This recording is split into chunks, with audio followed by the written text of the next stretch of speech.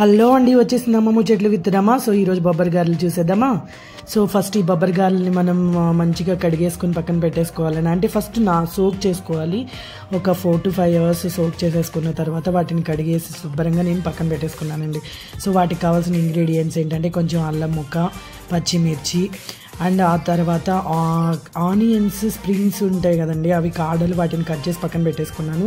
కొంచెం కొత్తిమీర, పుదీనా అవి కూడా నేను కొంచెం ప్రిపేర్ చేసుకొని చక్కగా నీట్గా క్లీన్ చేసుకొని పక్కన పెట్టేసుకున్నానండి.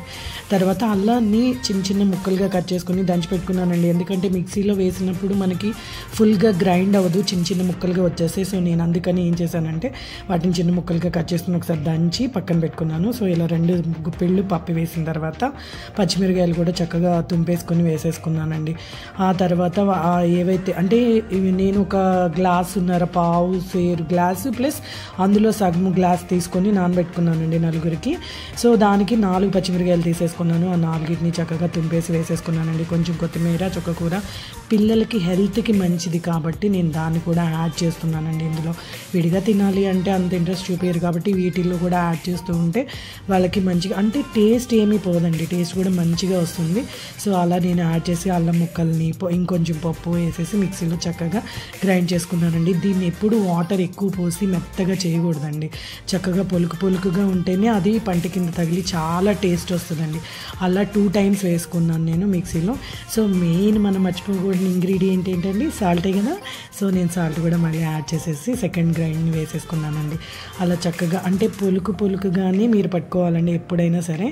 సో నెక్స్ట్ నేను కడాయి పెట్టేసేసి ఇక్కడ నేను తీసుకునే ఆయిల్ ఏంటి అంటే మెయిన్గా నేను తీసుకునే ఆయిల్ పల్లి ఆయిల్ అండి. అది ఎందుకంటే ఒక హీట్ చేసినాక అంటే 1 or 2 times హీట్ చేసినా కానీ మనం దాన్ని రీయూజ్ చేసుకోవచ్చు అనమాట. సో అందుకని నేను పల్లి ఆయిల్ని ఎక్కువ ప్రిఫర్ చేస్తాను. ఫస్ట్ నుంచి కూడా నాకు పల్లి ఆయిల్ ఇంట్రెస్ట్ అండి.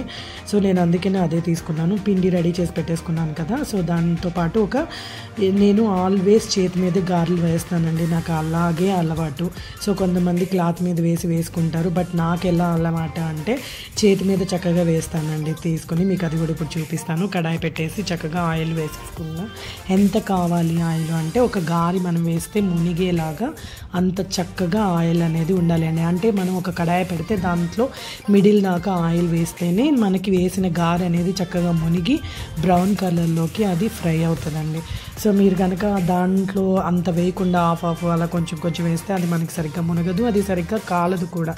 సో నేను దానికి కావాల్సినవి అంటే ఇక్కడ నేను ఏం చేస్తున్నాను చేత్తో అని మీకు అనిపించవచ్చు, అంటే ఆయిల్ అనేది హీట్ అయిందా లేదా అనేది నేను అలా చెక్ చేసుకుంటూ ఉంటానండి. మనకి సెగ ఎంత బాగా తగిలింది అనే దాన్ని బట్టి ఆయిల్ అనేది హీట్ అయిందా లేదా అనేది తెలుస్తుంది అనమాట. సో నేను ఒక గిన్నెలో వాటర్ తీసేసుకున్నాను, పిండి తీసేసుకున్నాను అనమాట ఇక్కడ. సో ఇది బాయిల్ అయ్యే వరకు నేను అలా చూసుకుంటూ ఉన్నాను. కొంచెం మనకి బాగా మంచిగా ఆయిల్ అనేది బాయిల్ అయిన తర్వాతే మనం వేసే గారె వేయాలండి, లేదు అంటే సరిగ్గా కాలదు. ఫస్ట్ ఎప్పుడైనా సరే ఆయిల్ అనేది మంచిగా కాలే వరకు వెయిట్ చేయాలి. సో తర్వాత హీట్ అనేది చేతికి మంచిగా తెగిన తర్వాత మీరు ఇప్పుడు గారెలు చేసేసుకోవాలండి. నేను చక్కగా ఇంత ఉండ తీసేసుకొని చక్కగా చేతిలో చేసేసుకుంటున్నాను చూడండి. అంత సరిపడా మన చేతిలో చక్కగా రౌండ్ తిరిగేలాగా తీసేసుకుని ఉండని దాన్ని చక్కగా గారెలాగా చేతి మీద ఒత్తేసుకుంటానండి. అంటే ఫస్ట్ చేతిని లెఫ్ట్ హ్యాండ్ని కూడా తడిపేసుకొని రైట్ హ్యాండ్తో చక్కగా హోల్డ్ చేసేసాను చూసారా.